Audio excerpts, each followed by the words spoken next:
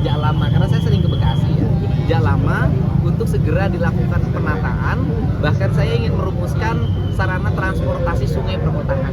Jadi kalau Malang terintegrasi ke Jakarta, terintegrasi ke wilayah lain, kan itu bisa menjadi sarana transportasi perkotaan sekaligus sarana edukasi dan wisata.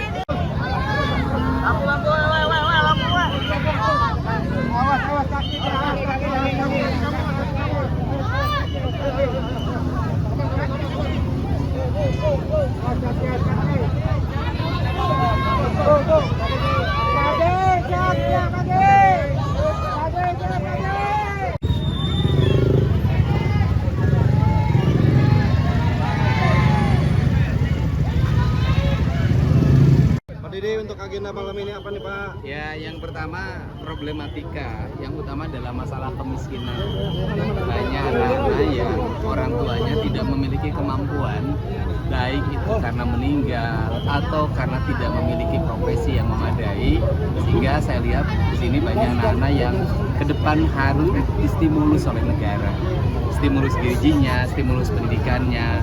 Kedua adalah infrastruktur, rata-rata di kota infrastrukturnya tidak sempurna. Selama jalan ke sini, itu berapa kali orang terperosok. Bahwa persoalan ini mendasar. Kenapa mendasar? Misalnya trotoar. Ketika trotoarnya di beberapa titik bolong, kemudian orang terperosok dan patah kakinya, itu menjadi problem. Di negara lain tuh orang bisa menggugat ke pemerintah. Sehingga ke depan tidak boleh lagi pemerintah membiarkan infrastruktur publik yang mencelakakan masyarakat dibiarkan. Nah, ini hal-hal kecil. Ini hal-hal kecil yang harus segera dibenahi dalam tata kelola pemerintahan ke depan. Terus kemudian yang berikutnya selokan rata-rata kotor dan berpuluh-puluh tahun nggak pernah dikeruk. Ini problem. Kemudian tata kelola perumahan, rumah-rumah yang bagus hanya di kawasan elit, tapi di kawasan publik yang kepemilikan milik masyarakat itu gangnya sempit, berlubang, kemudian satu rumah ke rumah lainnya nggak ada ruang terbuka hijaunya. Nah, ini ke depan itu kan harus menjadi bahan perhatian karena ini jadi sumber penyakit. Dampaknya adalah angka berobat masyarakat tinggi. Ketika masyarakat berobat tidak punya kemampuan, akhirnya terjadi kemiskinan baru lagi. Nah, termasuk barangkali Bantar Gebang ke depan harus segera clear. Tidak boleh lagi ada piramida sampah di Kota Bekasi. Semua harus dirubah, kemudian nanti harus dibikin pembangkit listrik tenaga sampah sehingga kita clear. Kita ini lama membuat wacana tapi tidak pernah dieksekusi, sehingga ke depan nggak usah terlalu lama, 1-2 tahun sudah dieksekusi sudah jadi, 1-2 tahun dieksekusi sudah jadi. Ini yang menjadi fokus kita karena kita sudah mengklaim diri bangsa religius, provinsi yang religi, masyarakatnya siri asa, siri asu, semuanya harus terbukti dalam pembangunan yang jelas, terencana dan berkesinambungan. Nah, melihat potensi di Kota Bekasi sendiri ini seperti apa sih? Ya, kok Bekasi ini kan kebanyakan banyak orang yang kerja di Jakarta. Untuk itu ya potensinya tinggi, yaitu jumlah orang yang membawa uang dari Jakarta ke Bekasi, sehingga itu menimbulkan circle ekonomi. Karena itu menimbulkan circle ekonomi, maka ekonomi lingkungannya harus ditata. Karena saya berikan contoh deh, masyarakat itu kan perlu hiburan. Misalnya ini bisa dilihat tuh, orang kota ini numpuk banget nontonnya. Artinya bahwa ruang-ruang mereka berekspresi itu rendah. Karena di kota sekarang sudah tidak dapat lagi ruang-ruang anak-anak berekspresi. Ruang bermainnya sudah tidak ada, sehingga anak itu hanya main HP dan motor. Sehingga orientasi ke depan, Bekasi itu punya kali Malang. Jadi kalinya tidak boleh Malang lagi, nanti harus Kalimuju. Nah, sehingga itu akan menjadi fokus saya untuk segera ditata menjadi kawasan sungai yang bersih dan memiliki potensi keindahan sehingga menjadi tempat orang Bekasi untuk berelaksasi atau wisata.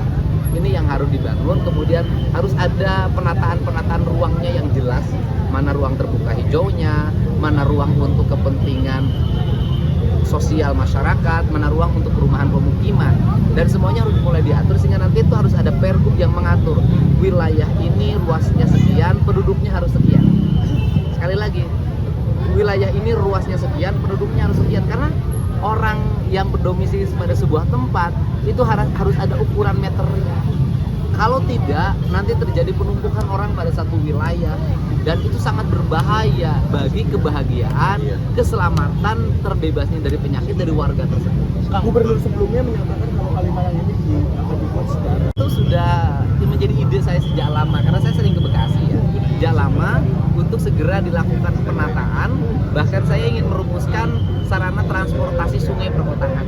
Jadi kalau Malang terintegrasi ke Jakarta, terintegrasi ke wilayah lain, dan itu bisa menjadi sarana transportasi perkotaan sekaligus sarana edukasi dan wisata. Bentuknya ya bisa kita simpan kapal dong di situ. Kalau sudah bisa dilewati kapal kecil kan bisa saja itu dibuat, bukan hanya sekedar wisata. Dan sebenarnya dulu Belanda itu punya konsep tentang Jawa Barat itu adalah konsep daerah air, daerah perairan. Jadi Belanda dulu sudah punya ide ingin membangun kanal dari Tarum Timur sampai Tarum Barat, dan itu menjadi sarana transportasi publik. Nah, karena Belanda itu kan kota air, nggak apa-apa kita belajar dari Belanda untuk mengembalikan kembali air itu menjadi kekuatan energi, kekuatan transportasi, dan air itu sumber dari kebersihan. artinya bakal ditingkatkan lagi ya? Bakal, insya Allah saya punya konsep tentang itu. Saya kan termasuk orang yang mencinta air. Di Purwakarta punya kolam kecil aja dibikin air mancur indah.